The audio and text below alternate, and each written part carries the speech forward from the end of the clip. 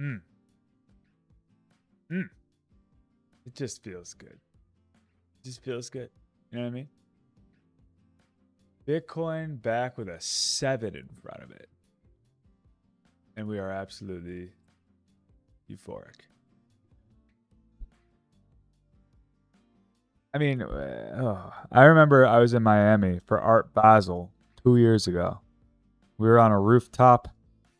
I was on a rooftop with a bunch of Bitcoin ordinals guys. Because at the time we thought those were those were the next big things. And while we were on top of that rooftop, it was like 1 a.m. We're drinking, we're having a good time, and Bitcoin hit $100,000. In that moment, everything in the world was right. It was all right. You know what I mean? Now, we are absolutely ecstatic that Bitcoin got back into the 70s.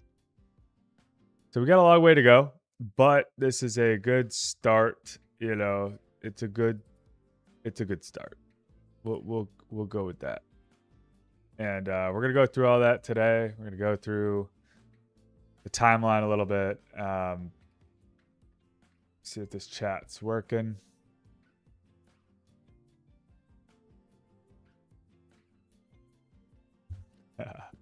All good there? Yeah, Redneck, I'm really good. I made a little video the other day. I was like, sometimes you just got to celebrate the small wins. You know what I mean? Got to celebrate the small wins when you got them, because a lot of the time it's just pure pain. But I have to say right now, there is just a sexy setup here for the digital currencies. What's up, guys? Welcome back to the last desk stream of the week, where my goal here is to bring you the vibe of what a trading desk is like, what a normal day of trading is like. Not one of these streams that's like boom, bow, big, in your face action. How bigly I'm up, how bigly I'm down, the biggest names, the this, the that. Like, I want to talk about everything, but at the same time, I want it to be more realistic as to what a day of trading really looks like. So I'm here, I'm talking to you guys. I pop off, I trade, I have music playing, I synthesize as much as I can. I talk about my positions, what I'm looking at, where I'm thinking we're going, a little bit of short term, a little bit of swings, a little bit of macro, long term. We bring it all together and we lock the fuck. You know? I added something to the stream today. If you can see on the top left there, I should be able to adjust this in real time. If I forget, sorry, but I have, you can see it rotates between long-term positions that I'm holding right now, scalps, short-term scalps that I'm, trading day to day, and then my swing trades that I got on. Yeah, I can't update like exactly the exact ticks I got in and stuff, but like generally speaking, you get an idea of like what I'm trading, where I'm looking, what I'm interested in right now. Happy Friday, Unbuilt. What's up? So yeah, that's what I'm trying to do here. If you guys wouldn't mind liking it on YouTube, dropping a just quick comment in there or something, or reposting on X or anything. I gotta feed my familia. And I tell you what, I don't make any money from it. I try to make money from this and from up here. Maybe eventually somebody will see me and be like, wow, that Unk, man, that Unk, he's got a little sauce. He's got a little sauce. We're going to partner with him. We like what he's doing. But for now, I'm just chilling with you guys. A couple hours a day. Vibing out. You know what I mean? AI is so cool, man. Being able to make this like production. It's just so fucking cool. You know? So I have it where, I guess I could just show you. Hold on a second. All right. Let's pop over here, right? So this is our hub. All right. So first of all, today, flash PMIs. Nobody gives a fuck. All right. This was a boring week. We knew it was going to be a boring week. Nothing really happened. That's fine. Markets today. Okay. So like it's like a good situation for crypto bros. It's like stocks have kind of chilled out. They're not like getting beaten up too hard. They're just chilling. People are losing interest in them. The hot money has slowed down. The fast money has gotten a speeding ticket, right? Everybody who was up massive is now pulled back to reality a little bit, and they're kind of wondering what to do. And then you have Bitcoin break out and an ecosystem-wide push. Now, I hate to say it, but I told you that if we had Bitcoin break, I mean, I'm not the only one who said this, right? Everybody kind of knew if you're deep in the game here that like if we break 66, 67K in Bitcoin, that we're going to the mid 70s, upper 70s. It took us 2 days. 2 days.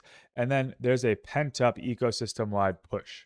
And if we go look at the scoreboard, you could see every single coin 10, 20, 30, 40% pump. Like we'll go look through the charts in a little bit, but man, pretty great. So anyways, I have this notepad section where I could go ahead and type in what I want for scalps, swings, long term, and it instantly updates it on the overlay that you're seeing here. And I'm just like, how cool is that? Imagine how long that would have took and how much money that would have taken. I would have had to like hire some 21-year-old Swedish guru. Now here I am. We made it. And look at the ticker bar on the bottom. It's just greed, greed, greed, greed, greed, greed. Oh, the NASDAQ. Red. Interesting, huh? Very interesting. So yeah, I'm gonna add some more stuff as I find things that make sense. It's just so cool. It's just so cool. You have time to explain how you begin interpreting a stock's chart for understanding direction of price moves, and if you know resources to help learn to read them better. I get it. So like charts to me, man, like it's tough because I use charts mostly for context, you know? Like I think about it as a story of like what led us to the point we're at now. Then I try to think like, where's the puck going? What's my bias? And if I have a strong bias or a weak bias. If I have a strong bias, plus I feel like the story is kind of cohesive and leading towards something. Maybe it's compressing or maybe it's breaking out or maybe it's reversing or whatever. Does that kind of link up to my bias? And if so, then maybe I'll just take a position. I'll kind of determine how much conviction I have in it to size it, what the risk reward is to size it. And I'll just go from there. I do a lot of like, you know, I get into positions and I ask questions later, you know? I don't need it to be perfect. I think a lot of people struggle from needing things to be perfect. Just like quick trading, you know, like scalping really helped me with that. You're just never going to be perfect.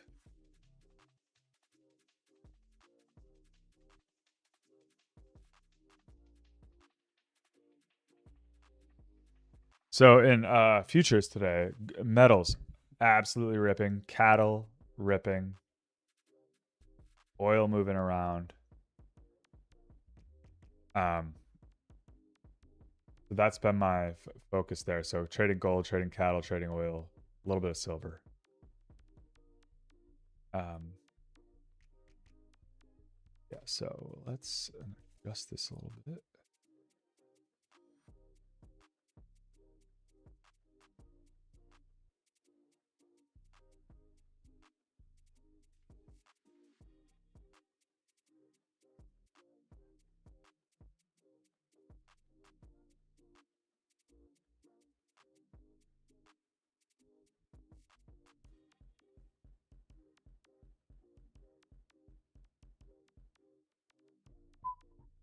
So, by the way, let me know how your week went, what you guys have been looking at, what you've been trading, what have you fucked up, what have you done well. Where I fucked up, I would say, actually this week's been pretty good. This has been a pretty good week overall for me. Sizing wise, I have a couple positions I wish I maybe added to a little bit. But I stayed in my maybe I stayed in my comfort zone a little too much. I had pretty high conviction if like Bitcoin broke, that there were a couple positions I wanted to size up in and let it go. I got a little bit gun shy, but overall I'm pretty happy with it. I'd rather be like a little bit off on the downside than like getting way too uncomfortable. So that's fine. I'm kind of looking now. I took a couple positions off this morning. My Bitcoin swing trade, I was positioned a little bit around 64K, added at 65.5, and I just let it run until this morning, and I got out at 77.2 or so. I think I had 7 or 8x leverage, maybe 9x, and made like 220% or something. So that was great. Now I have a few more swings on that are a little bit more speculative in the meme coin arena. So like the Pepe trade, the Farcoin trade, XPL trade, those I'm letting run more, because if they do go, like, I'm gonna miss moves on those. They can be wild. There's a lot of pent up stuff there. Bitcoin, I think could keep going. I have my core position, but my swing leverage trade is over for now until I get my next idea. The rest of those I want to let cook. Even if they pull back, I don't want to try to get fancy there.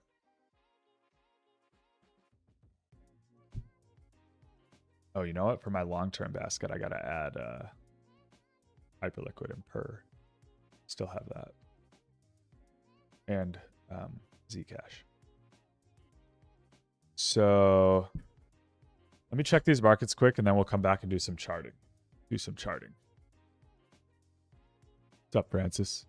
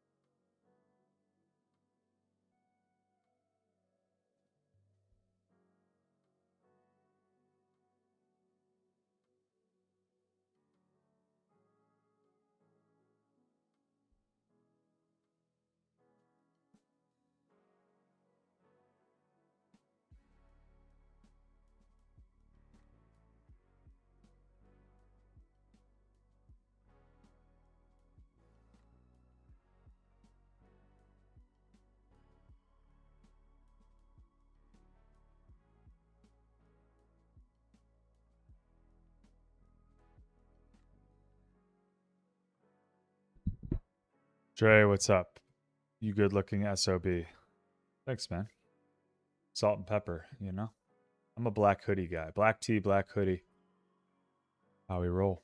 How many millions you making today? I wish, bro. See, here's the thing. When we were at all-time highs and stuff, like, I fully got sunk into the identity layer of crypto, the like, this is going to all the millions, like, blah blah blah. I still think Bitcoin goes to 700,000. I still have. I'll talk through that short squeeze thesis I have, and I do think will happen. I think it'll be the I think it's going to be one of the coolest things in the history of markets when it does happen. We'll talk through that later. Remind me later to talk through the Bitcoin IBIT squeeze thing. But from the top there to where we've recently been, I've gotten smoked. Like, actually, I've managed the downside somewhat well. I'm actually pretty happy with it. But I didn't participate in the AI upside, right? Because I was too rooted in my identity with crypto. I had to be the guy in crypto. I had to do this, I had to do that, blah, blah, blah. And I gave up so much opportunity. Then I chased and I adjusted. I did these options. I tried to get super fancy. You know what I mean? And I just cut myself. I just diced myself up. Big learning lesson. Tried to go more long term. Tried to go more multi-month. And I didn't stick with what I was good at, which is short-term scalping, and like just like following where the attention and the money is going. I'm decent at that too. I just like ignored it. I don't know. I just fucked up, right? So from my peak, I probably dropped 30-40% of my net worth, right? Which hurts. And I had to deal with that over time. It's fine. Like, we're good, guys. We're good. We're okay. But like, I had to readjust and be like, all right. I had to go back to my like old Gary Vee self. I remember Gary Vee said this one time in this one video a long time ago when I was in my Gary Vee era. He was like, too many people are trying to fix what they're bad at. And they never have tripled down or quadrupled down on what they are actually great at. And I was like, that's so true. I'm always thinking of like where I lack, comparing myself or what I'm bad at. But in reality, I'm really good at a couple things. And I just really never pushed it there. So I've come full circle. I'm coming back. I'm trading more. I'm scalping more. It's what I'm good at. I have my bags. I have my little swing ideas to trade. I getting back into Twitter. I'm getting back in the fucking trenches. And I've let go of what I had. And I'm more happy with where I am. And that's it. When I was trading, doing my thing, I pretty much didn't have a losing quarter for like a decade. And then the past 2 years, I had like 3 losing quarters, 4, right? So basically like from 2024 to now, just been stagnant, right? So I'm switching things up, right? I want to go this content route. I want to get back into trading the way I like to trade and get back into my roots. Into my roots. Grab my cajons. Stick with the cajons, Unbuilt. Been thinking about adding to PER for a few weeks while it's still heading down, so missed some extra upside. Bitcoin similar. Didn't add when I could have, but what I have is looking nice, so not bad. Yeah, you gotta let that go, because like, who knew President Trump was gonna come out with the CFTC thing and say hyperliquid? You know what I mean? Like, I was talking to Flows about that. I'm like, dude, there's going to be so many people out there just clowning on us for like adjusting our position sizing and PER and all that stuff, right? And then all of a sudden this thing happens with legislation out of kind of left field while Bitcoin's breaking out. Like, of course you're going to like miss out on it, right? And what are you going to do? Because if that didn't happen, everything would be ripping right now, and like you might not be, right? If that didn't happen on a regulatory sense. So like, can you really be that upset about it? Now, Bitcoin, I feel like you had time, right? You had time to just like have price alerts at 66K and be like, hey, if we break 66K and stocks aren't really getting wrecked and like the yield curve is fine and volatility is not, dying and credit spreads aren't blowing out, you could probably just fucking buy, right? That one I would be more upset about. The PER thing, it's like, dude, what are you going to do? You know what I mean? Only item I'm a bit displeased at waiting on increasing exposure to is gold. Sure. But gold, I guarantee, like Bitcoin, I don't know, it can like be really reflexive and lock you out and be really tricky. But gold, I feel like you're going to have plenty of times where you have a chance to buy gold. You know what I mean? And look, if gold goes to an all-time high, like you're going to be able to like play around in there and get positions and stuff. I'm not worried about metals. Metals are going crazy though, which is pretty cool. Mostly just happy for patience being rewarded this week. Yeah, man, like that, like sink into that feeling. not what went wrong. We always focus on the shit that went wrong. There's plenty of that, and you're always going to keep fucking up. So one thing I talk about a lot is like you're just going to fuck up all the time.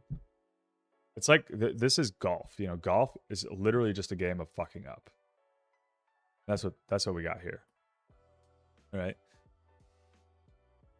Random Rough. What's your preferred platform to trade leveraged BTC?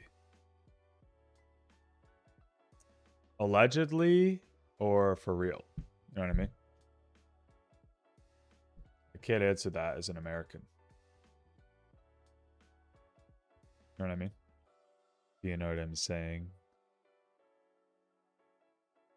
But if you want, just you could buy like IBIT options, like long-term IBIT options or swing like midterm, whatever. You could do that. Fine. I'm sure volatility has expanded in there quite a bit, so you could maybe wait till that kind of compresses a little bit, but yeah.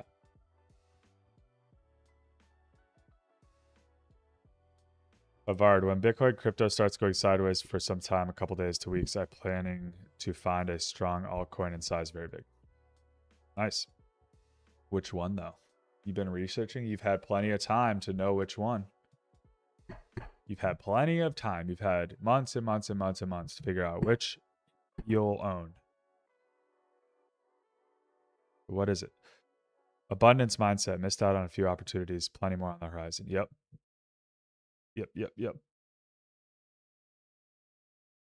Dude, I mean, it's unbelievable how many opportunities are out there. You know what I mean? Crazy. Now, look at this Zcash chart. This is pretty buck wild here. This thing is threatening a massive move. Now, it might not, right? This is a super volatile crypto. But it's got some people and the story attached to it that's pretty dang good. So if this goes, I won't be surprised if this goes to $1,000 or something. I have a Zcash bag and I'm just like letting it do its thing. It's big enough to where I care about it. It's small enough to where it's not ruining my life. Well, let's start from the top down, shall we? 1 second.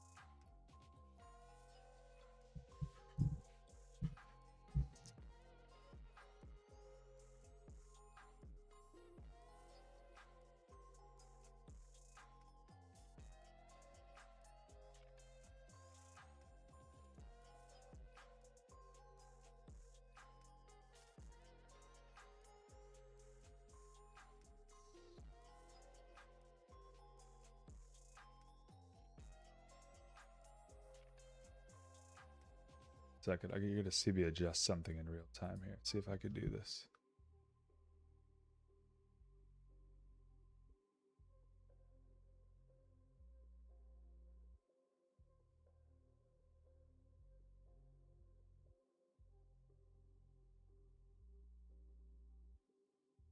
It's not what I want.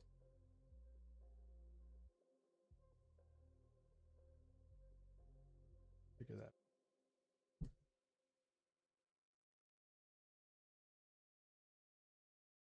Figure that out later. Okay. All right, so stocks. Now, this ideally to me would be a situation where, like, if I could draw it up really well for crypto, since that's kind of like the topic du jour, it's that stocks would just do this, just sit sideways. Everything cools off, leverage cools off, but we don't have to die. Because if we die, it will take crypto. Crypto can survive on its own for a few days, but like you put enough pressure on risk, people start to exit. Right? Like I like to think, what would I do in this situation? Would I want to be full risk on in crypto if everything else in the world was nuking? Probably not. So if I'm thinking that, a lot of people are thinking that. Except the maxis, of course. The maxis don't agree with that. They'll just do their thing, hold through the vol. Right, so stocks are, if they're just chilling, doing whatever, like I'm cool with that. And we had the VIX spike a little bit, but again, crypto was moving up in the face of that, so that's like ideal. If volatility are just to kind of stick around here, I'm cool with this. I think we could perform well into the midterms, which gives us months of runway. As long as, then we get into yields, right? Like as long as, right, these, right? So we have the long end yields. Let's get zoom out a little bit. Like I don't think they're that scary, but a narrative could get a lot of people scared. The question becomes, you heard about Besant and all that. They're whatever.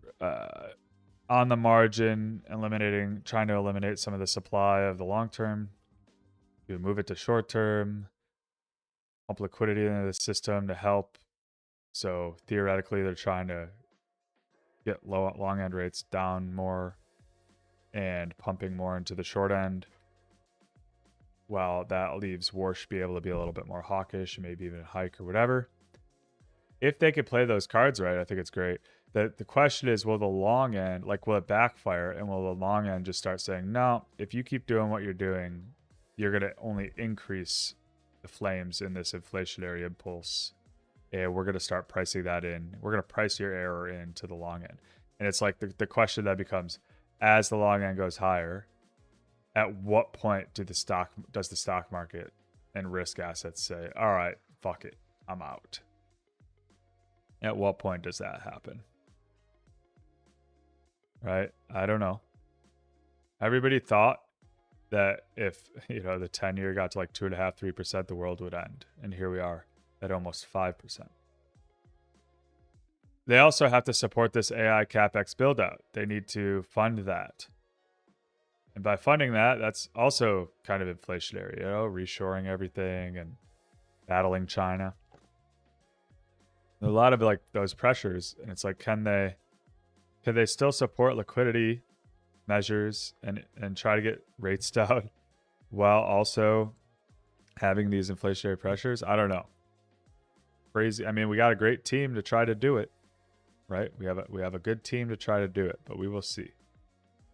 For now, to me, it seems like I want to have things that are that do well in a inflationary environment and also are kind of like exposed to risk. So that's why I think Bitcoin is starting to finally perform pretty well. Gold, commodities, copper, energy, stuff like that.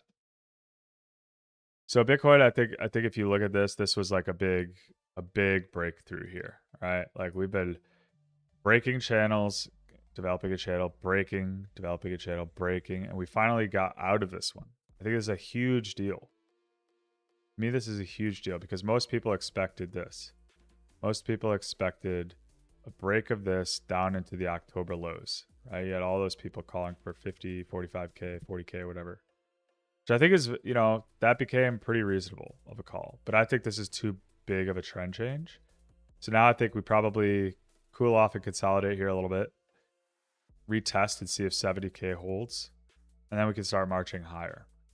You never know though. Like this is why you want to be exposed, because like you could see just a lockout, right? Like there's not even really a gap or anything to fill. Like you could just see a lockout move if things went crazy. It's super reflexive, Price drives narrative. Price drives narrative. And then especially like if you have gold, like look at this gold chart. Jesus. Right? I mean, that's strong. Again, I could see something like this. Like, bye-bye. So I think you got plenty of time in gold to like figure out, right? I don't think it's going to go to all-time highs in a couple days. So I think gold's great. Chart looks good, but I'm patient in there. GDX, holy smokes, GDX actually looks great. The gold miners. That is a strong move.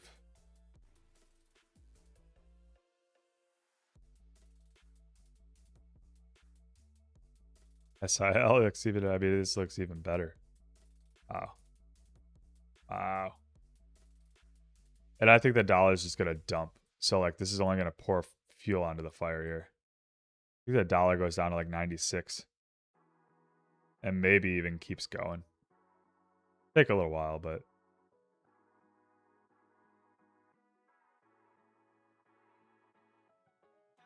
You still holding any soul position? Says Dre. No, I am holding Pump and Ansem. So they're like my soul plays, right? I think if the soul ecosystem is doing well, Pump is probably doing well. And I think Ansem is doing something big here. I have like a whole kind of Ansem thesis in general, I guess. And I'm like, all right, I have enough of a position there to where I think he could do something special. Especially, you got to, like, he's earning his stripes as a guy who got very vocally bullish at the exact pretty much lows after selling close to the highs. So his lore is building. He's got really good people around him, good thought process, creating the biggest media campaign with market bubble in all of crypto, and has probably one of the biggest followings. So, like, you could compare it to Bonk as like, oh, they're going to utility and utility is bad for memes. But like Bonk didn't have like a guy, you know? And that's risky sometimes to have a guy, but he is in probably the best position of any crypto person that I've thought. He's always had like integrity. He's not super hateable. People like supporting him because he's always supporting other people. He's not going to sell his position because he can't. It's too risky of a reputation.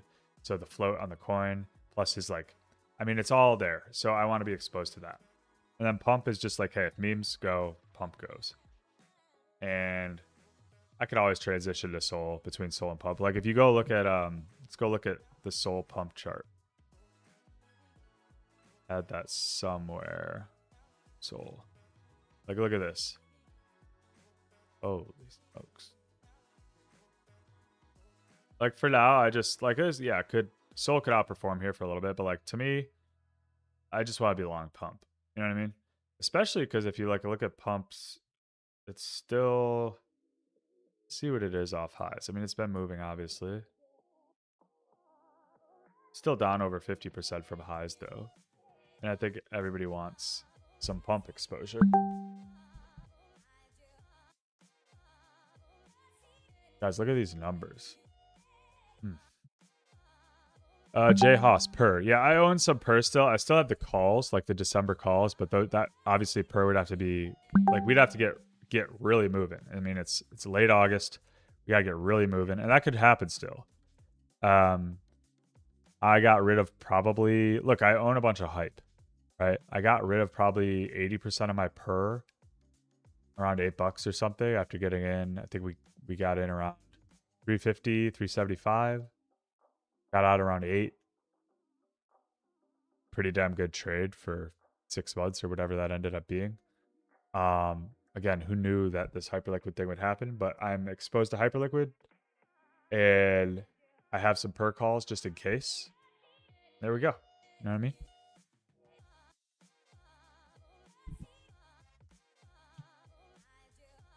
FOMO gonna come out with a coin. I mean, that's still rumored. Who knows? Like maybe. I don't know.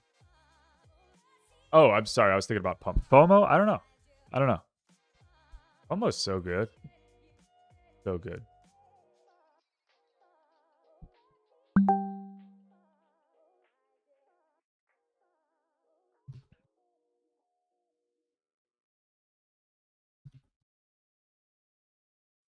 One second.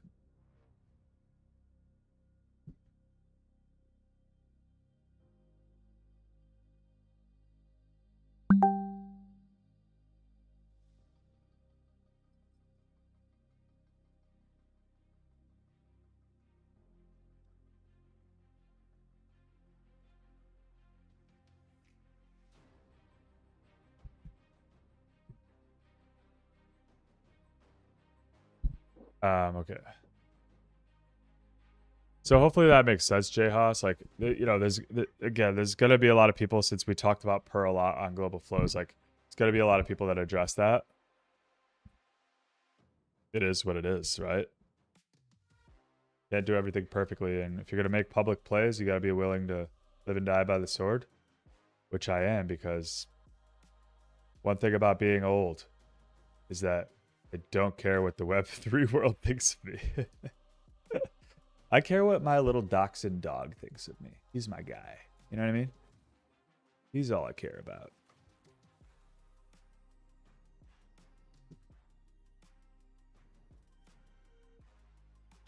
So yeah, Drew, that's what I think about Soul. I think it looks great. Soul looks great. Like, look at this Soul chart. I wouldn't mind owning Soul, but I just think the other ones are good too. Like, look at this break of the 200-day, consolidating forever. If it's something like what it was before, right? Like, think of it like this: consolidating for a long time. Like, you know, Soul has not gone anywhere. It's not any worse.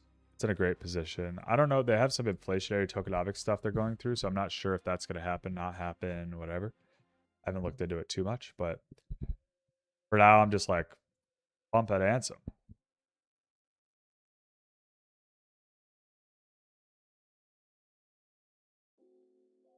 Ansem chart looks pretty spicy to me.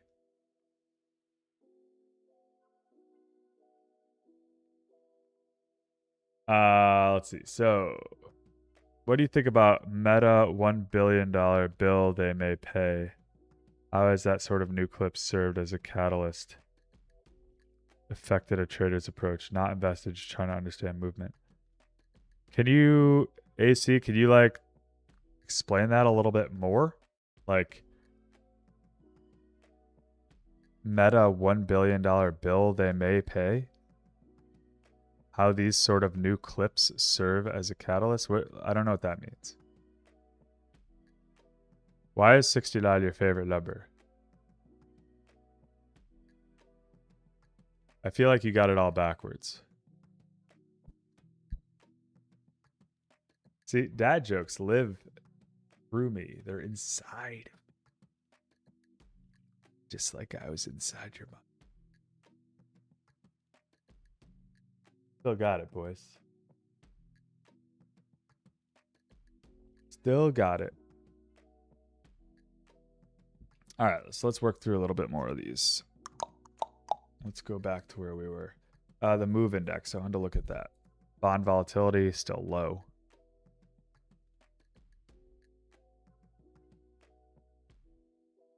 Vol is low. Vol of vol is very low. All right, so we've looked at the metals, looked at the dollar. The Nikkei has come off a bit. Still looks fine to me.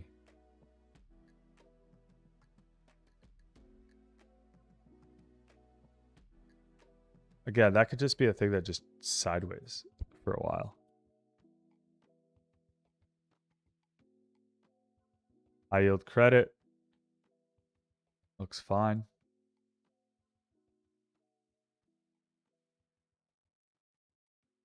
This is total crypto market cap. Sizable move. Bitcoin dominance. Let's see here. Kind of interesting. I don't know that this matters too much anymore. Just because, like, alts are just different now. There's so much shit out there and there's some good things. So I don't really look at dominance as much anymore. Oil volatility, silver volatility is low. Oil or gold volatility and silver volatility could pick up. Let's see.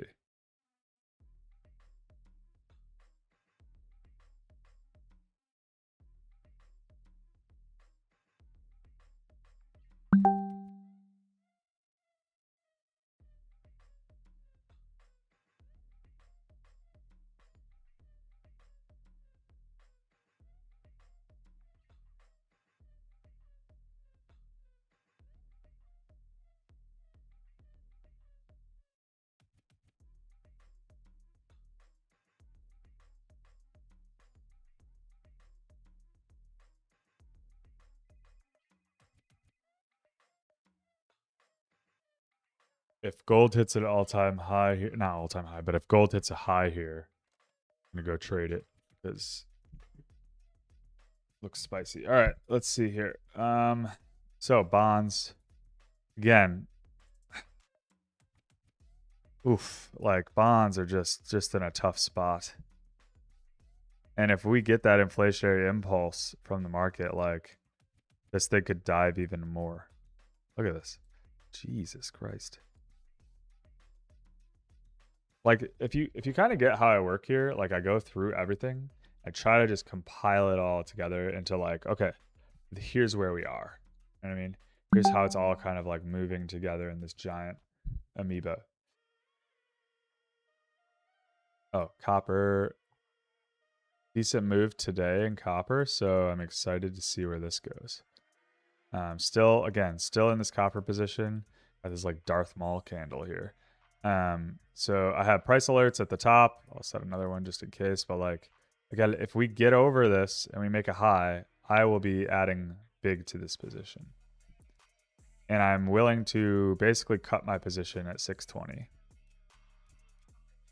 Because if we don't go now, it's probably gonna take more and more months.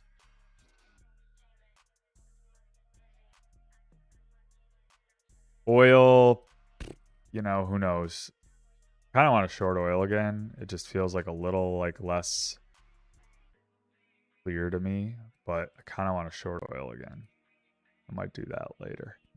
That would be a swing for me with a like invalidation above 93. But if I get on sides, that's another one I feel like it could generally hold a little bit. Because we pushed pretty high here from that low. We're up like 30%. So you know what? I'm going to go establish a small position now so I start thinking about it.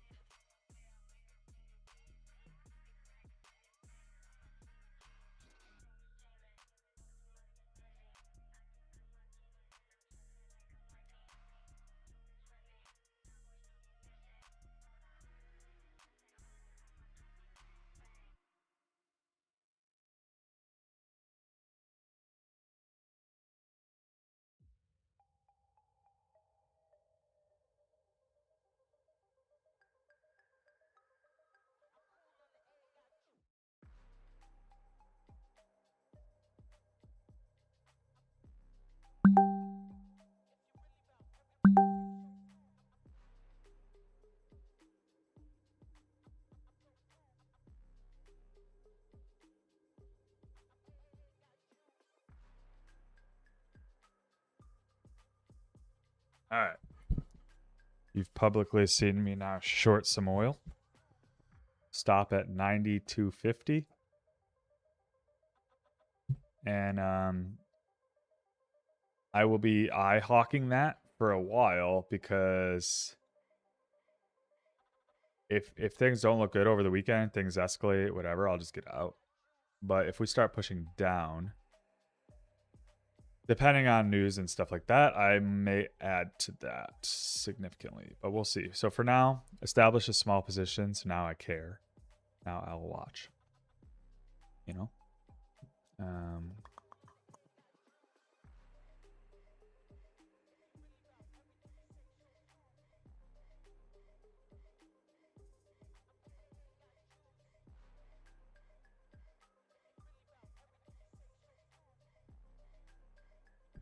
Okay, so we got through that. Natural gas is something I've been ignoring for a while because it's been boring, but it's one of those things where I feel like we get enough of like a weird energy move plus like some inflationary pressures. Like I could see nat gas jumping fast. It's another one where I haven't really looked at the order book too much.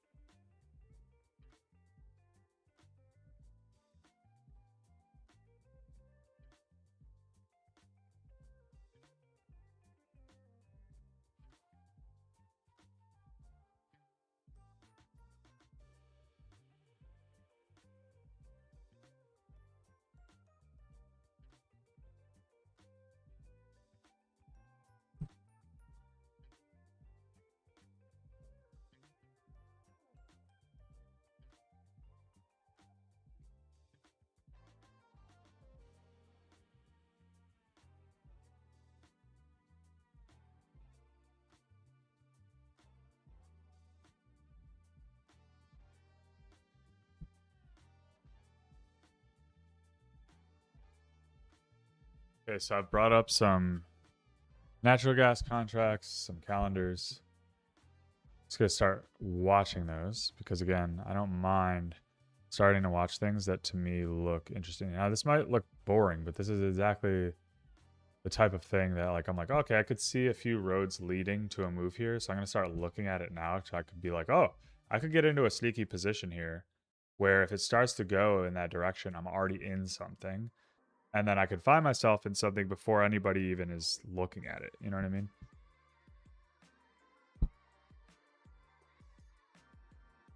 Again, wheat looks good. That's another one I'm watching. Sitting in a small position in a wheat calendar.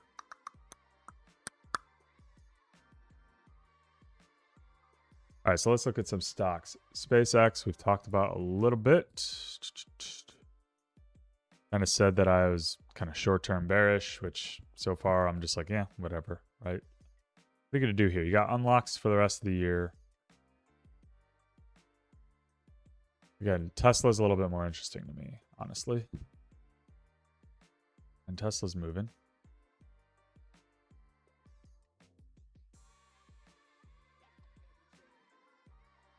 Forget who was asking about Meta in the chat, but like, you know, probably can't go that wrong buying Meta down here. Right? Pretty good invalidation level if it breaks like 510 or something, 520. Whatever, get out. But your upside here is pretty drastic. I had no idea it was down this much. I mean, from highs. You're down 32%. Zucky.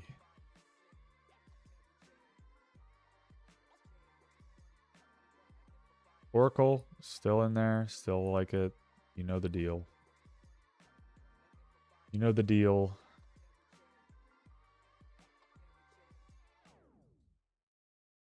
Yeah, Coinbase looks great. Especially after this like recent regulatory pump, like Coinbase is just going to do well. Especially if you start pumping crypto. I mean, huge basing pattern. Didn't really want to go lower. Regulation improving. Brian Armstrong at the White House. Bitcoin going up. What else do you want? What else do you want? Coinbase is just going to do well.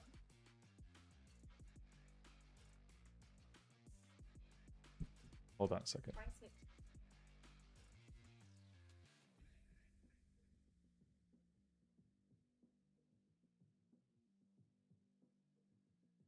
Gold is moving, boys. Gotta trade.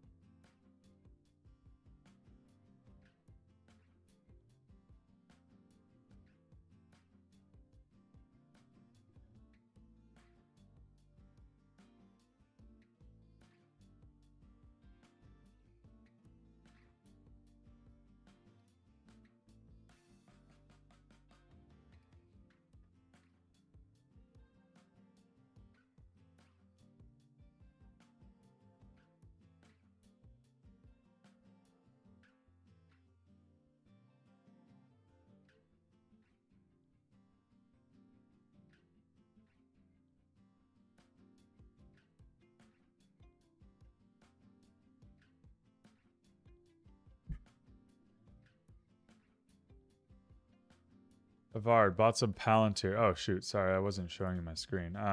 Coinbase like just looks really good here, you know. What else could you want? Tesla looks good here. Meta down a bunch. So I just recapping because I wasn't showing my screen. Sorry, but Robinhood. Ooh, how Robinhood looks nice. Robinhood looks real nice.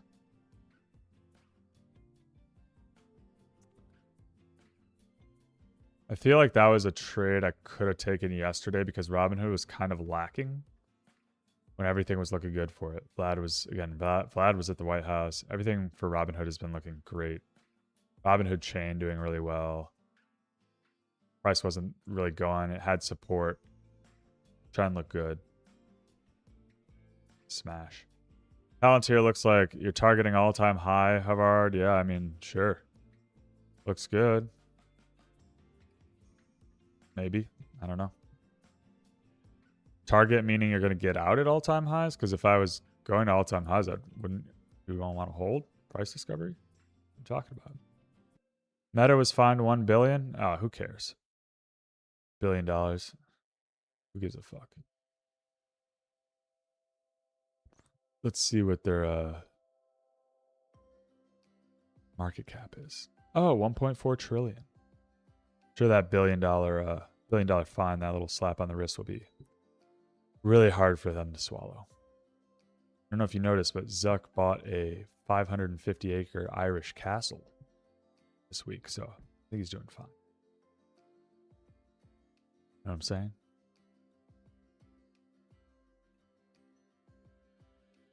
Energy sector is still pumping. Look at this.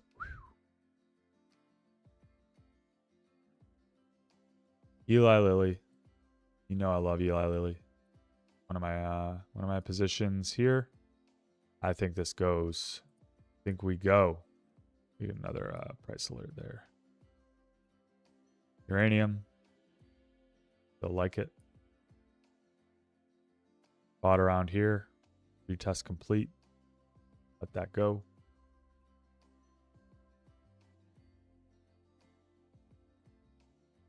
Galaxy, I can't help but like it. Can't help but like it. I do own Iron, but these guys have been getting pretty hurt as the AI interest wanes.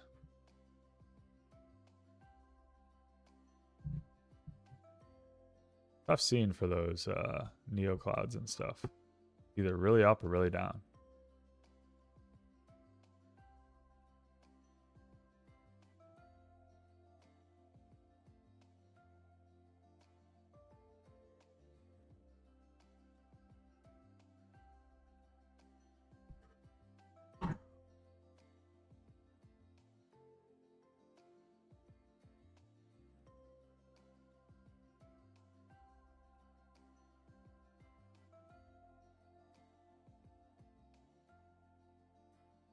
So the yen is holding this trend here. For now, I just see the yen going lower. Carry trade can keep going. Liquidity can keep pumping. Yen trade talk can go away. Like the carry trade blowing up can go away.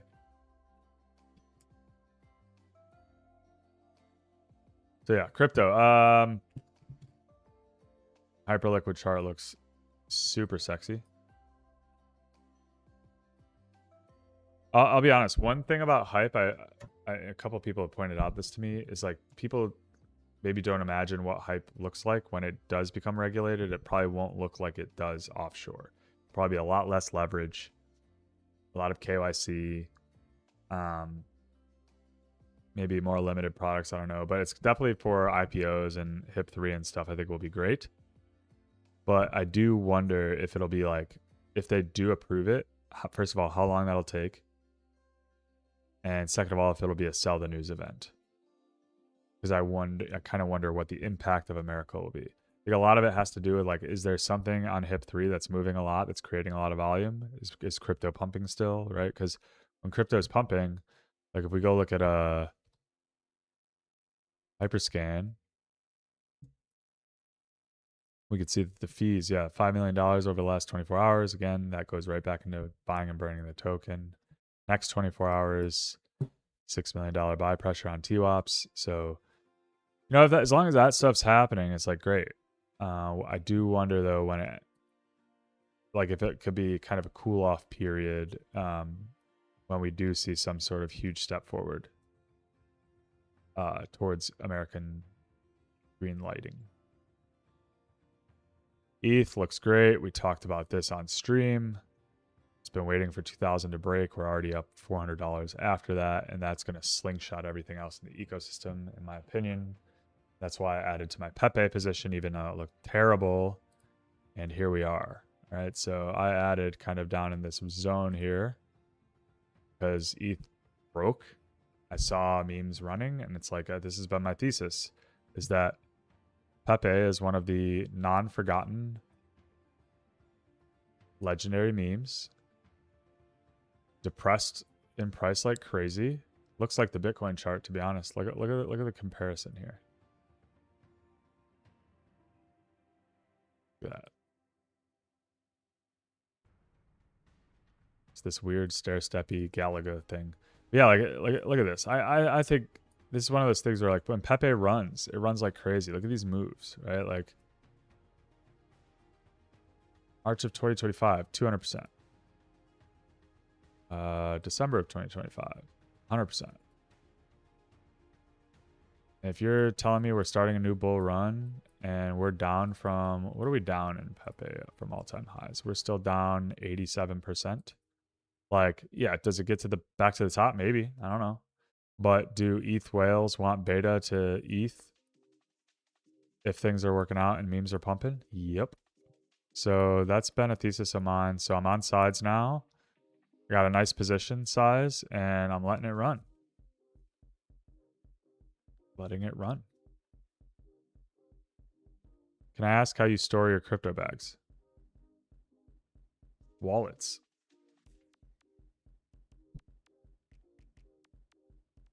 I don't mind being an IBIT I don't mind being in centralized exchanges or in ETFs. I think it's safe, especially with all the cold card bullshit going on. Like self-storage, self-custody is hard.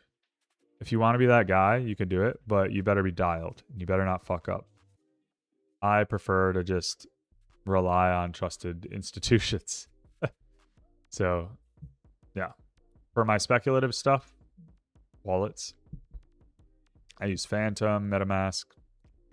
The things have been around forever. And you'll probably see things like this, right? SHIB, Doge, I have a position in now, right? Like Doge we were talking about. Another one.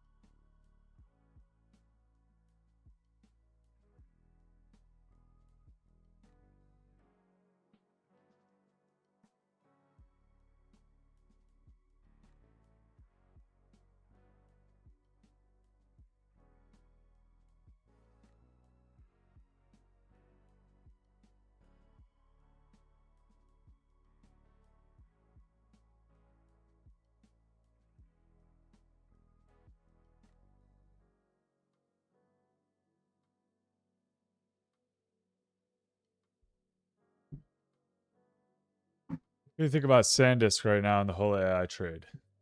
I mean, I don't care about it.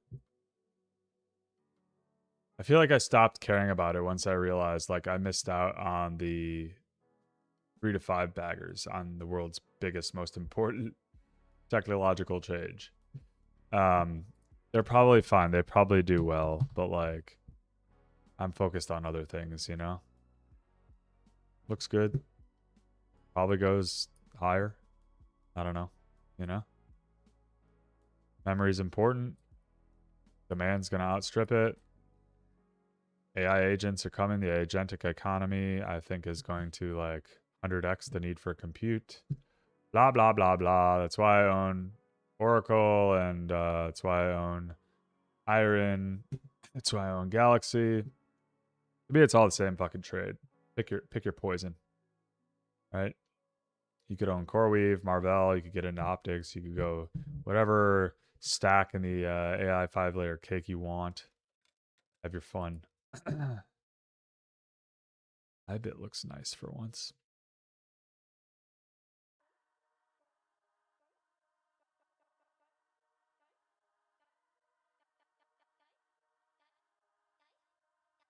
So the lighter trade, we were talking about this.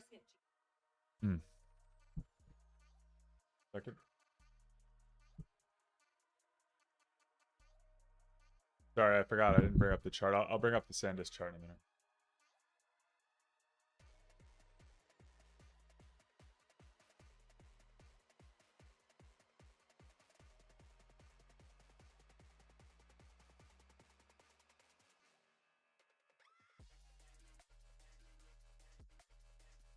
Too much action.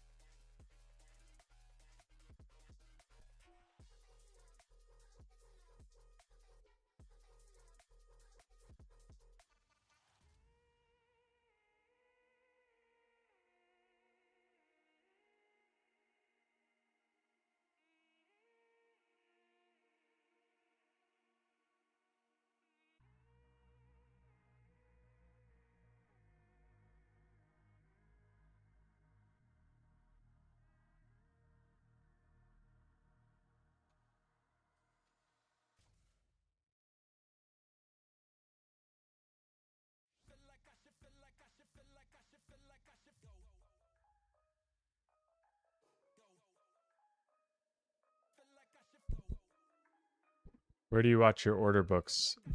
It's proprietary. But we're working on the potential of it being not proprietary. And I'll keep you posted on it. Palantir breaking out from the base. Good entry. Yeah. Yeah. Sorry, let me bring up I forgot to share my chart for, well, first of all, lighter is progressing as we had hoped. Good looking chart here. Again, Ethereum doing well, regulation doing well, Perpdex is doing well. Vlad is one of the goats who runs lighter, and that chart looks amazing. So I'm not asking too many questions, you know? And I'll go to the SanDisk chart real quick. Yeah, so SanDisk chart looks fine. You want to own that? Cool. You want to own it? Cool. What is it at?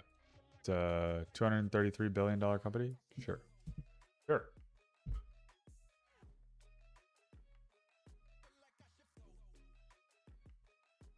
Cool with me, man. Cool with me. Look at all these charts. All these charts in crypto just look so appealing. That's why it's like hard for me to not look at these right now. Because they've been going so long with being so depressed. Even like Chainlink, like look at Chainlink, dude. People forget that Chainlink's actually like the cross chain Oracle, like whatever, they make a decent amount of money. Again, it's kind of like a dinosaur coin, but I mean that thing looks insanely good too. Ooh.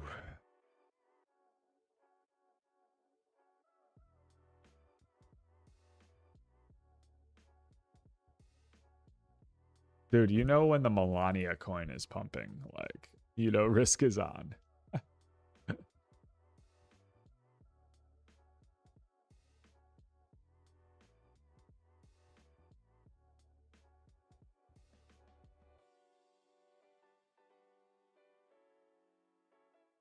Soul hype. This has been a really interesting what do you call it?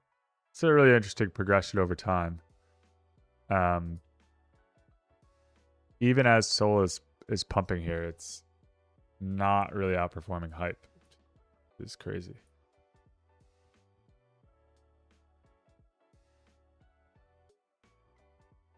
Post tweet that. See if we can get some Solana people riled up.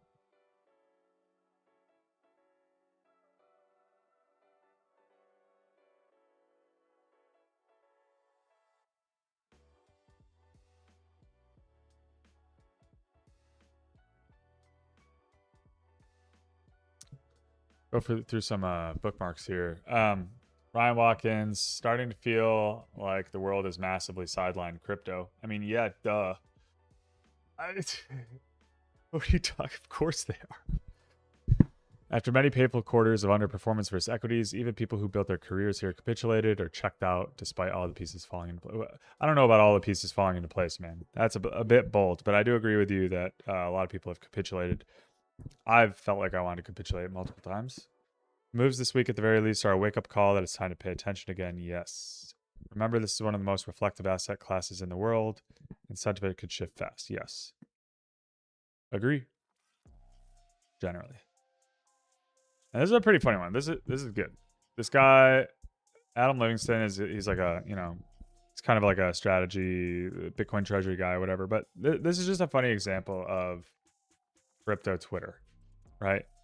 Just June 9th, $10 MSTR sounds about right. World's over.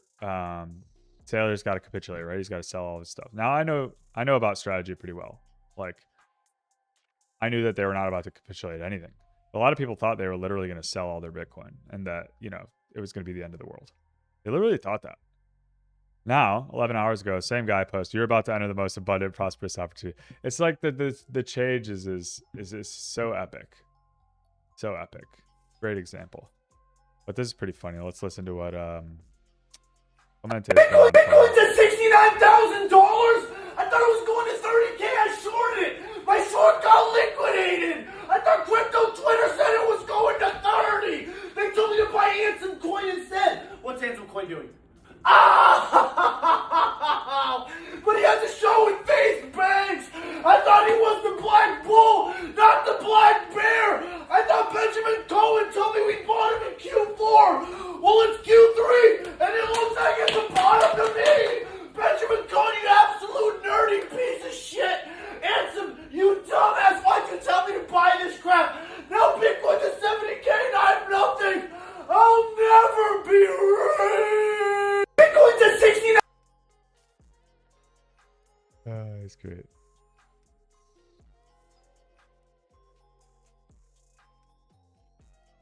Flood's been on point. This is it. I'm telling you guys, this is it.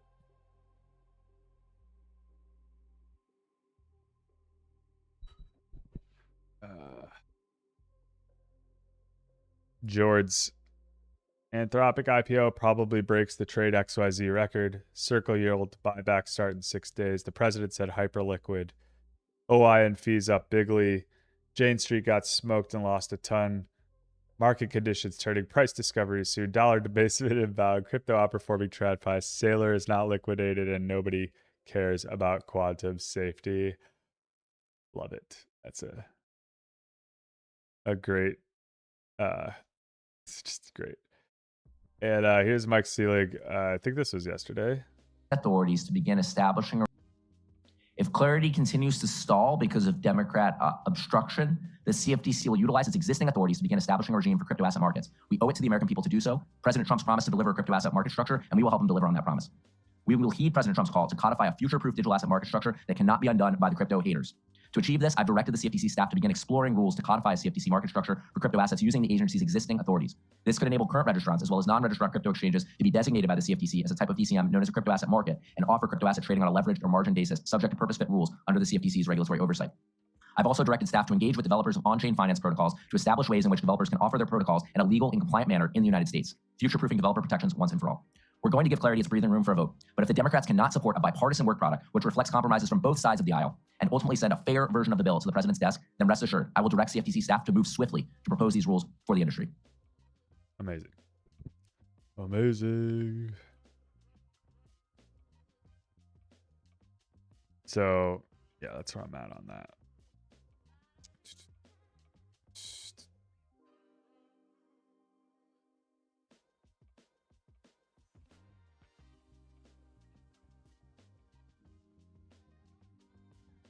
I see a couple of you guys reposted the stream. Thank you very much for that. I appreciate any sort of engagement. It's great.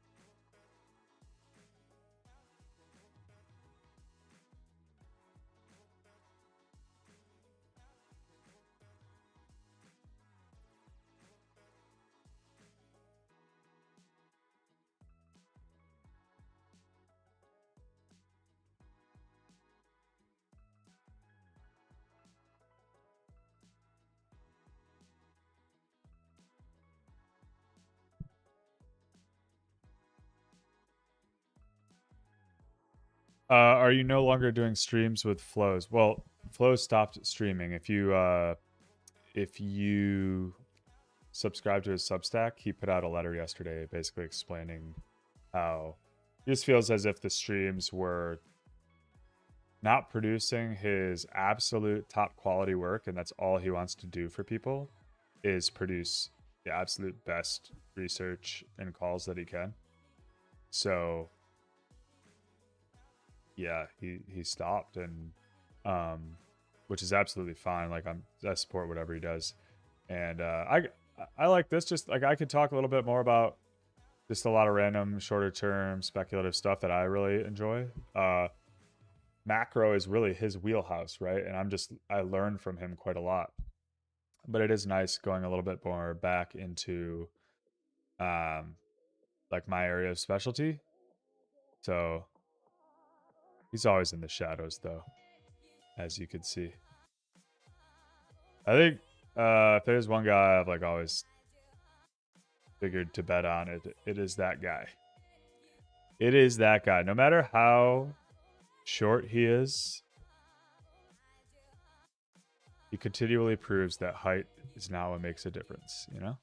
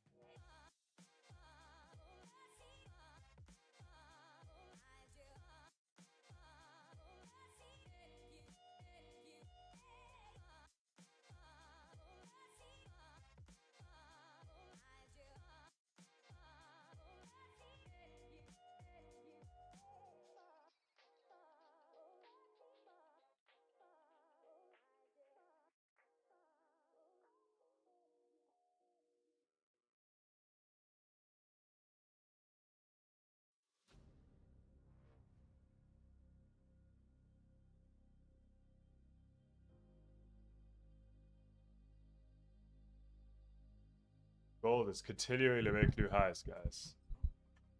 Must watch.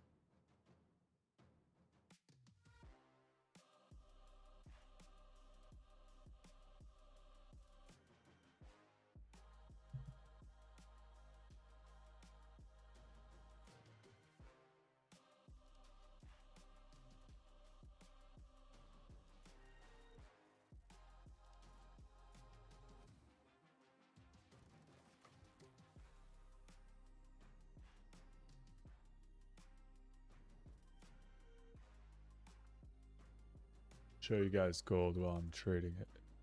Let's see.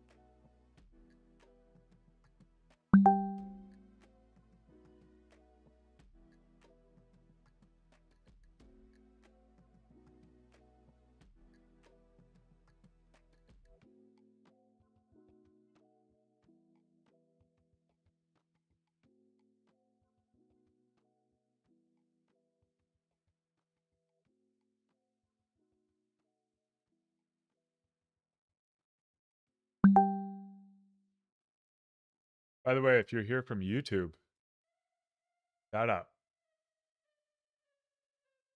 Put a dub in the chat. Maybe like it. Sub if you're not. Let me know what else you guys would like to see in general.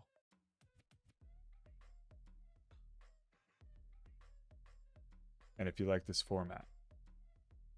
I know some of you guys have already told me that. You're probably sick of me saying that, but I just, I want to calibrate, adjust. What other things would you like to see?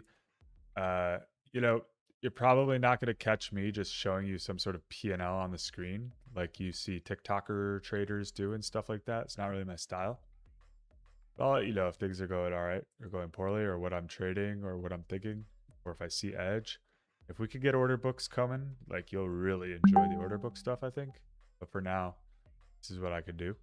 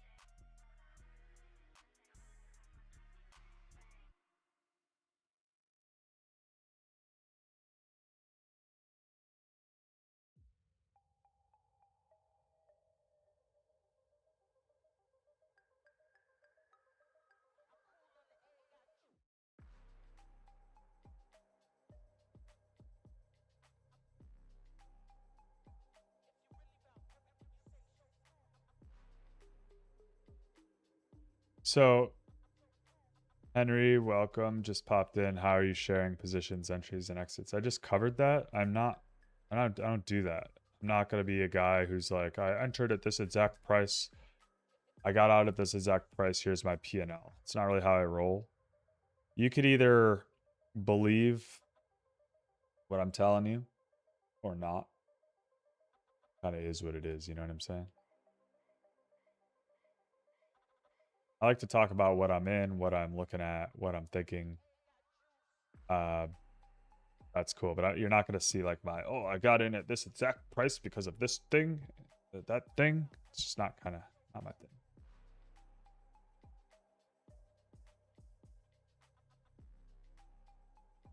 I don't want you to live and die by my results. Clouds my judgment too when I'm trading. If I'm thinking about what other people are thinking, I'm thinking. That makes sense.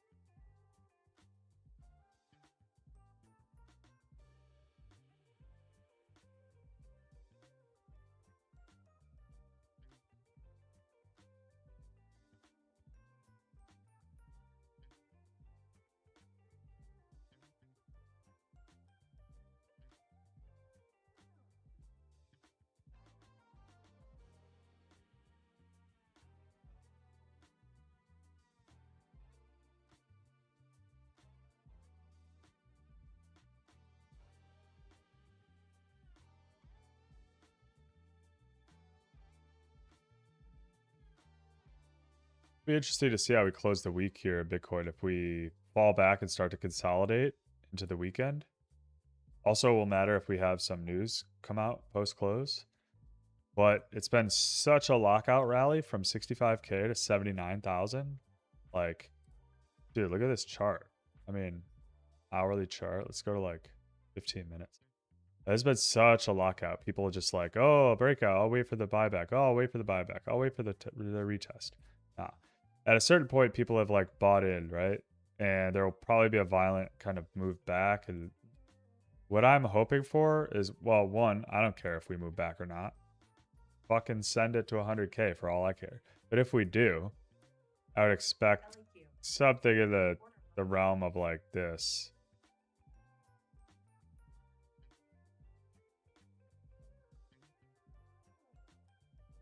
Right? That wouldn't shock me at all.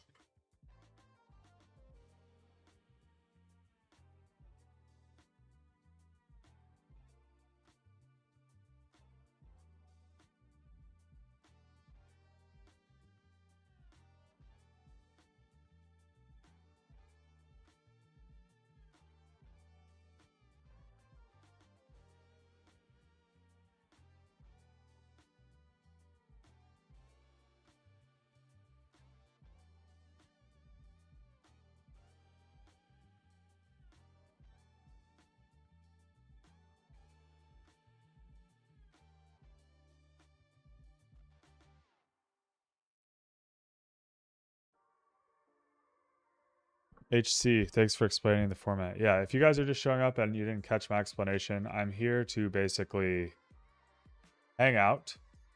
This is my normal trading day. This is how I operate in the world. I come into my office. I got my little penguin behind me. I trade futures. I trade perps. I trade stocks. I trade options. I do a little bit of everything. I'm making content for you guys. I talk to my network. I'm going to bring guests on here and there. I try to synthesize and distill everything in the risk world to try to find great fucking bets. That's what I'm doing here. And if you want to come and hang out and just throw this on in the sideline, ask questions, let me know what you're looking at. I'll let you know my thoughts on it. I got a little bit of insight into most things. Not that I'm a professional in most things, but I definitely have my takes. Now, if you ask me some obscure ticker because of some up and coming biotech company, like, sure, I don't fucking know. But generally speaking, I could help a lot of you guys who are, novice, intermediate traders. If you just enjoy hanging around, this is exactly what being a trader really looks like.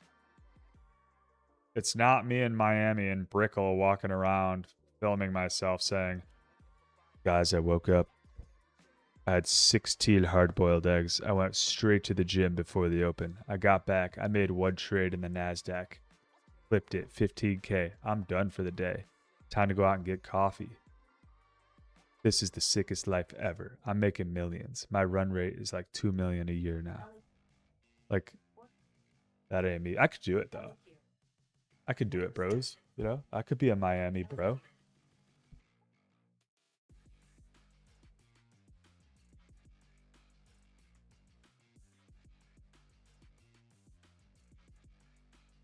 Day in the life. Unbuilt, my guy showing up.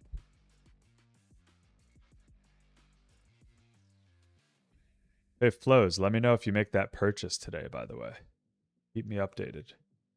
I showed my wife and she was just like, oh no.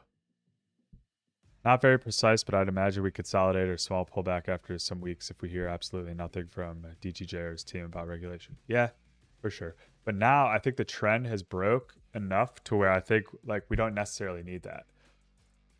I think we needed it. We needed it. We needed some sort of catalyst, something to turn resistance into support, something to put a breath of life back into us. But now we got it. And since AI has slowed down, like a lot of attention and money can start to flow back into here. And I don't think we necessarily need it to continue. But I do agree. Like consolidate here for sure. Like it went so fast. Right? Like I could see, yeah, I mean, whatever. This would be kind of nice. If it just like, let me switch the color here. If we could just like retest here, right? And then go. Right? That'd be nice. It would be kind of gnarly to kind of come back here, which is very possible. Like we come back to this area, right?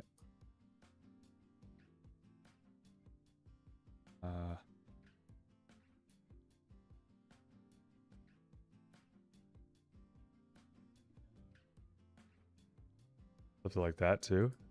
Oh, sorry, not sharing.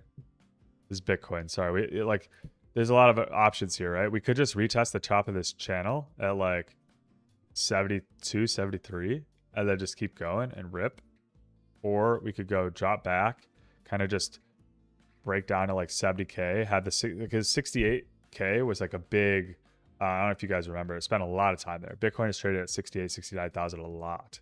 Previous highs of 2021, consolidation areas, ETF launches there, like post that, Trump area, whatever. So that area could be interesting. Or we could drop all the way back down, retest the breakout, and then go. Those are like my three scenarios. Trying to think through everyone, right? Guys, think through what you want to do with everyone.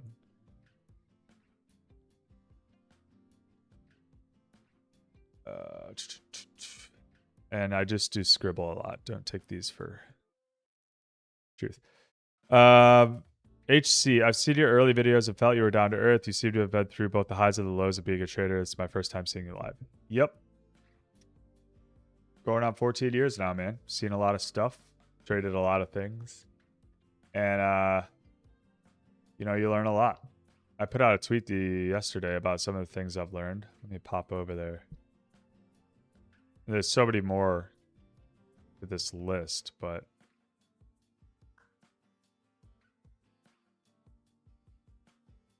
"13 years from trading. Nobody cares if you do well or you do poorly." That's a big one. Nobody gives a shit about you and your results. Nor should you give a shit about anybody else's. The Savage game. It's a big arena. I do think you need to develop a network of great people who are big thinkers, abundant, innovative, pushing forward, seeking risk. But that doesn't mean in the end that you don't have to do it yourself. And if you rely on other people to copy trade that are different than you, recipe for disaster. True edge is hard to find. Lots of it lives in the periphery. It's very hard to find edge. Sometimes it's subtle and you got to like recognize it and act on it. Whether it is just like synthesizing a couple pieces of information together in a low volatility asset, and you got to kind of pull the trigger on it and believe in it. Right? And then, by the way, all edge goes away. All edge goes away. Smart people will find edge, even if you find it first. And you need to constantly be able to find new opportunity. No hot streaks will last forever. Guarantee. Hold on.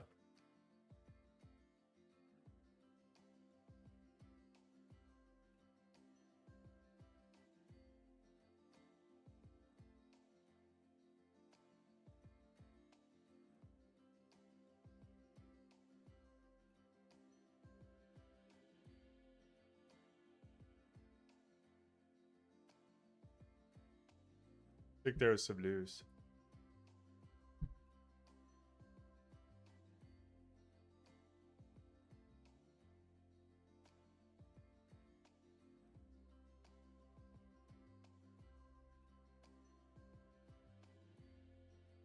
Omani and Iranian foreign ministers discussed the conditions for resuming negotiations for navigating the Strait of Hormuz.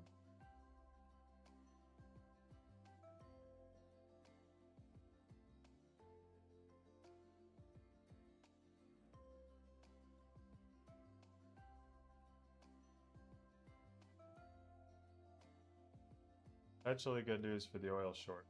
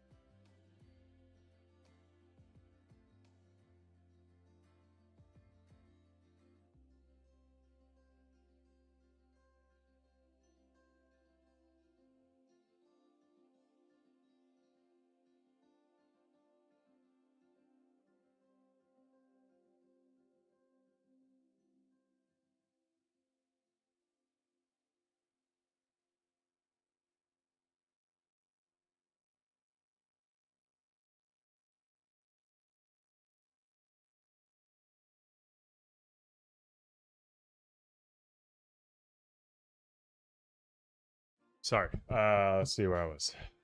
It's action today. There's action out there, boys. Process is way more important than P&L. That took a long time to learn, and P&L still eats away at me quite a bit, and I think a lot of people. But I've become a lot more process oriented, trying to control the things I can control, be healthy and happy. I really love Naval's 3 pillars to kind of happiness and fulfillment, which is live where you want to live, be with the people you want to be with, and do what you want to do. And I can answer that I'm 3 for 3 on those, and a lot of people cannot answer that they are 1 for 3. They don't live where they want to live. They're not doing what they want to do, and they're not around the people they want to be around. Something to think about. And all of that leads to me having a better process because my life's set up in a way where I could kind of control the things I can control. I do have kids, so like kids definitely add a lot of volatility. But I bucket, I work around that, and show up every day in a good space. Stop partying. Talk to great people. Do good things. Trust in that working out. Something completely outside of markets is necessary for my sanity. I do a lot of walking. I golf. I consume a lot of content that, you know, isn't necessarily finance related, but ultimately helps me in my financial world, right? Abundance mindset over scarcity, thinking big, you know, truly feeling like I deserve success trying to rid myself of imposter syndrome, which I dealt with for quite some time. And now I realize just like, whatever. You're willing to put up the risk and you treat it well and you take it seriously. If you win money, it's yours. You deserve it. Doesn't matter how much. It could be $150 million trade for all I care. It's yours. Emotions are part of trading. It's better to recognize them as fast as you can and learn to navigate through them in the moment. This was huge. I worked with a mental coach for a long time about kind of recognizing and acknowledging your emotions rather than trying to trade like a robot and push them aside. You're a human. It will find its way through you, whether it's emotionally or through your mouse hand. You will express your emotions, and it's better to recognize them, confront them, and move through them in a positive manner than pushing them aside and bucketing them, or else that will all bottle up and express itself in a way it's just going to. You can't bottle up volatility. It's going to find its way out. So I'd rather address it right away as quickly as possible and move through that. Copy trading is because you truly don't believe you know how to find the next opportunity. Again, this goes back to like, you have to believe that you're good enough to, when a trade's over, to go find another one and admit that the trade's over. So many people will like do well in a meme coin or something and they'll become rooted in that. And that's the only thing they'll ever feel like they really had a chance in. So they'll end up just holding that thing to zero because they don't actually believe they could go find another good spot. You know what I'm saying? You need a supportive partner. My wife's great. Told her at the start of our relationship, you're walking into a world of risk.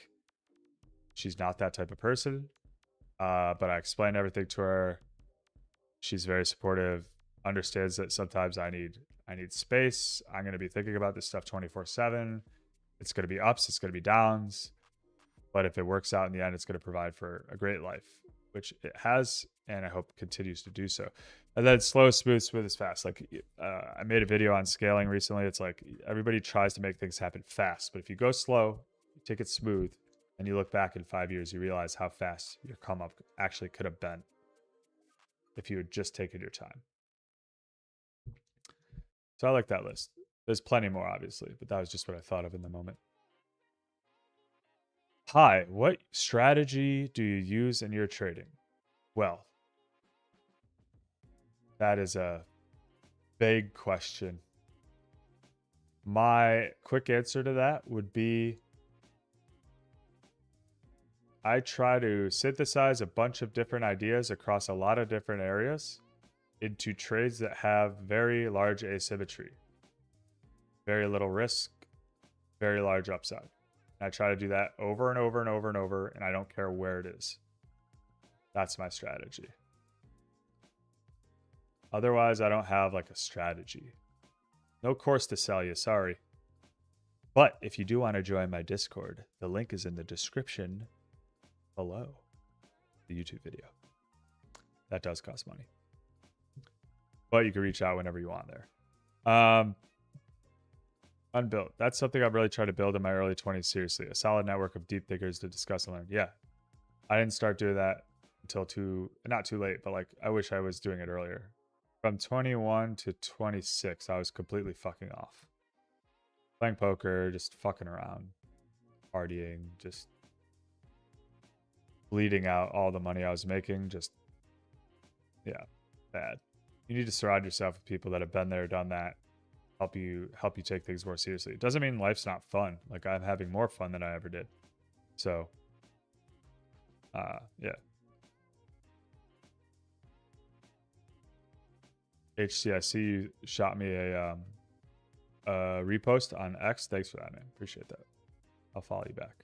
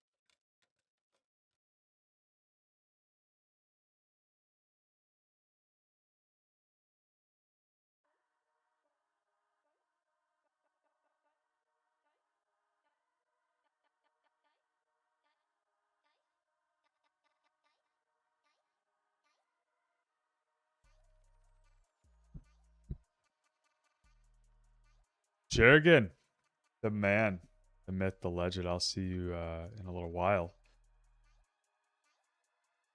Golfing, boozing, golfing more. Manitoba martinis to the face of the dirt. I really got to meet Jurgen sometime. Really do. Let's check in on markets, shall we? All markets doing okay for indices. Gold and silver up strong. Bonds down a little bit. Oil up a little bit. Generally speaking, nothing crazy.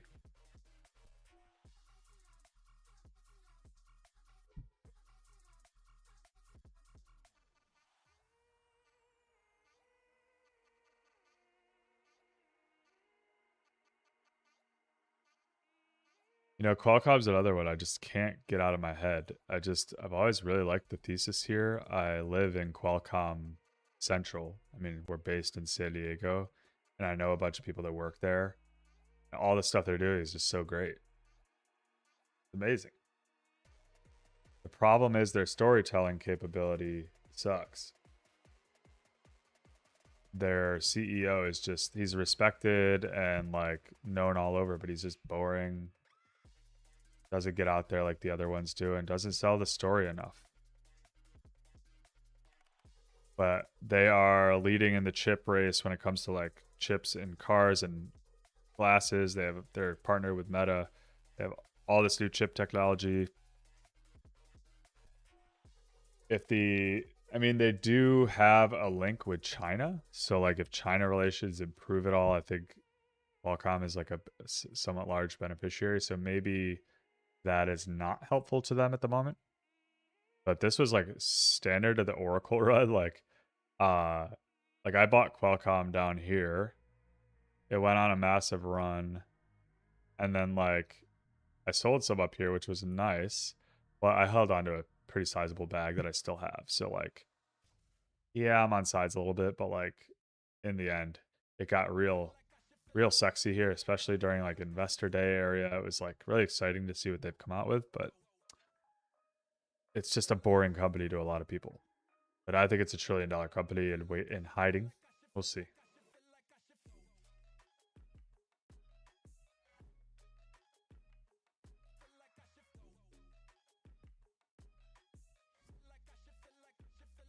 All right, guys, let me know what else you're looking at. Otherwise, I'll probably be going for another 5 or 10 minutes.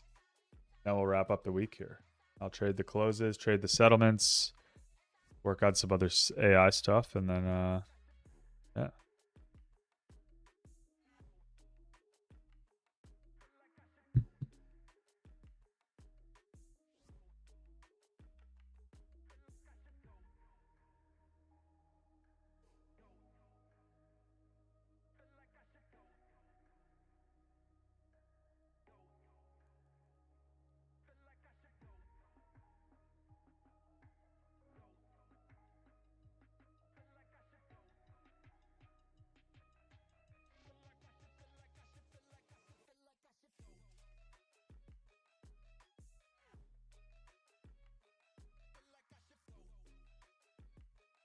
When you worked with your mental coach, with your experience, is it a must? Never a must, but I just wanted to see if it would help shift my perspective on some things and take me to the next level. And it really helped me. It helped me just mostly dealing with my reactivity and my emotions within the moment, recognizing them faster, and then being able to like alleviate those pressures. So I think in the end, it's not like it necessarily helped make me more money, but it helped save me from losing more money, which is huge. Like there are definitely characteristics now where I recognize if I'm getting a certain way. Like I'm very physical, so like if I get heated up, like if things are going poorly and my body physically is heating up a lot, I know that like things are getting off the rails and I have to pull back. And I can recognize that a lot faster. Whereas I used to go like complete tunnel vision and I would like not breathe. I get super hot. I would just over trade and I would lose a ton of money. So like we're being able to recognize that stuff in the moment, being able to take a snapshot in the morning of where I'm at mentally, physically, trading wise, and just being like, where am I on this scale? I call it like my own personal risk spectrum. Like, am I really risk on? Meaning like, hey, I'm not in a good place. 1 second.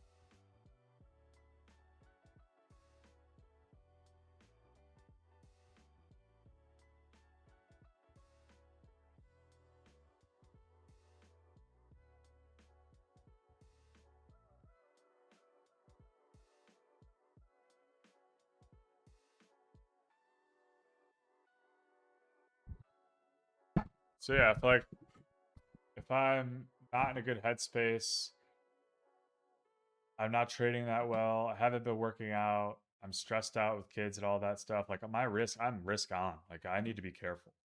I recognize that, so I size down. I don't take as many trades, and I let things cool off. You know. But if I'm risk off, where like I'm seeing the ball well, I really feel dialed. My body and mind feel great. My relationships are good. My kids are good. That's when I usually turn it up a notch if things get spicy.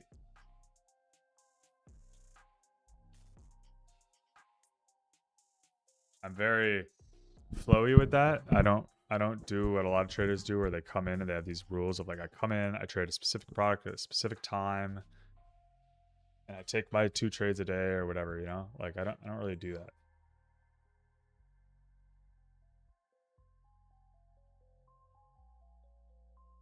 Hope that makes sense.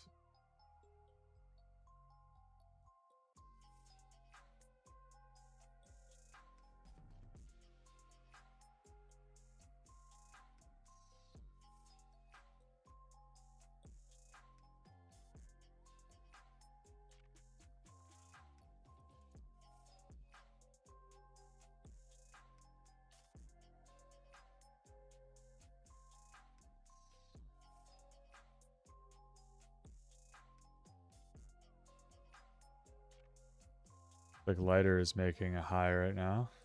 Go look at that. They're about to.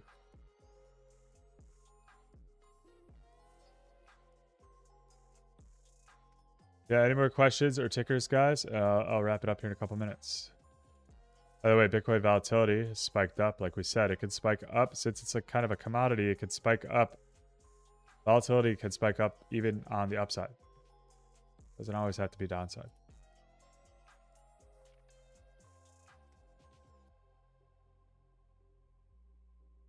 Altcoin moving. Pepe moving. Don't do it to me, boys. We might, hey, we got a chance where we come back Monday and we got ourselves a fat trade, you know? Let's see if we have some continuation. Maybe we have one of those weekends where there's no real bad news and on-chain's just popping and things are just going. You know what I mean? One of those classic crypto weekends. Because recently it's been very risk off on the weekend for crypto. MSTR. Oh, you're opening up a can of worms for me, baby. MSTR.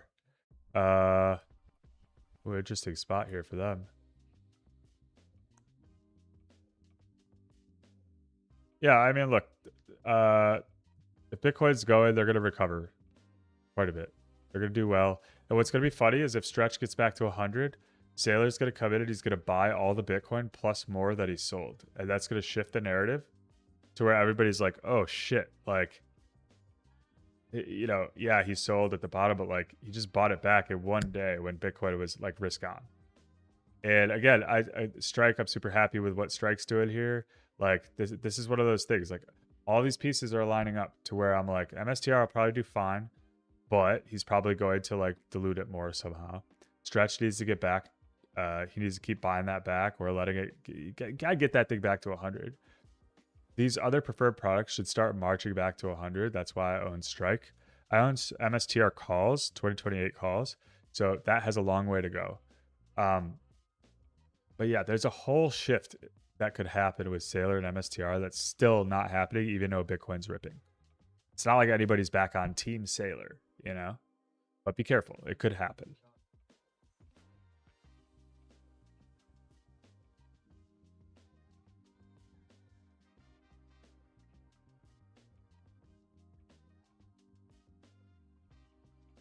Sorry, squawk in the background. So yeah, like again, strategy. Let's go to strategy.com real quick. I always like their website. Up to date in real time. Trading around a 1x MNAV. 1 year return down 65%. Total debt outstanding 6.7 billion. Net leverage is 3%. 15 billion in the preferred products. Their reserve in US dollars is almost 5 billion. Me, it looks like there's some real sauce there for like a epic reversal of narrative for them, especially if the I'll have to ask Flows if he has a good read on the credit stress in there. I also think if rates were somehow to come down, which they probably won't, but like then all of these yields get more attractive to people. I do also wonder if he's going to increase the stretch dividend, which would be coming up here at the end of the month.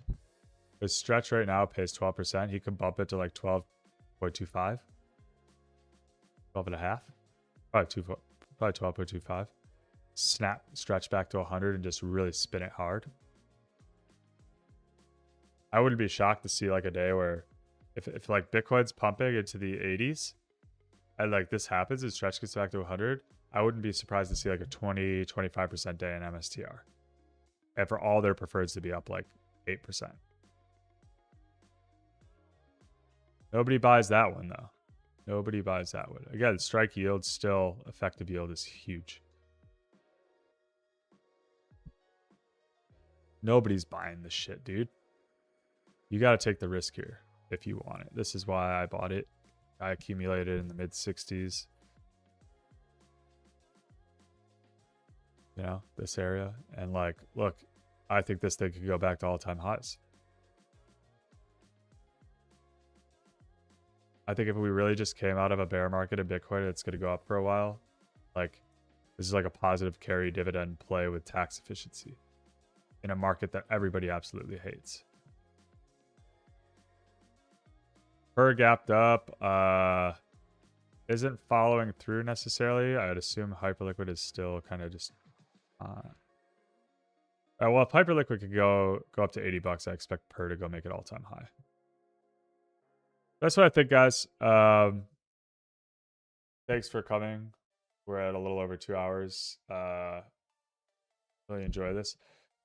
And I'll keep going. Where's your price target for Pepe? Price target for Pepe, bro? Higher. Higher. Way higher. Way higher. I'd probably scale out on moves like this. Like if you got this move again, I'd probably get out of some and again or whatever, you know? I don't know. I'm not great with price targets. I'm really an ebb and flow guy. Like if we go too far too fast, I usually will adjust positioning. If we stair step, like maybe I'll just hold it. It's a lot. I don't know if you're starting to figure this out, but I have a lot of different things running around my head that kind of like, sometimes I'm just like, I need to get out of that position. I gotta get out because I just feel like it's the necessary to do. Sometimes I don't. That can hurt me sometimes. That can help me sometimes. It's just how I roll. So I don't have a price target, man. I'll go look, but like, I don't know. Fucking way higher, dude. It's down 87% from highs, and I just think Ethereum's grabbing a bid. Way higher. I mean, all-time highs, sure, that'd be fucking epic, right? But like, I'm more or less looking for a great swing trade. Maybe it's a couple weeks, whatever, and then hold a little bit of a bag for all-time highs, like a moonshot bag. But like, I have some risk on there, so I gotta be careful. Can't get too greedy. Or can we? Good stream. Please continue with this format. Cool. I'm glad you guys like it. Again, please shoot me a like, shoot me a follow, repost or whatever. I'll be back here next Monday. or another stream. Hope you guys finished the week strong. Hope this has been helpful. And catch you guys next week.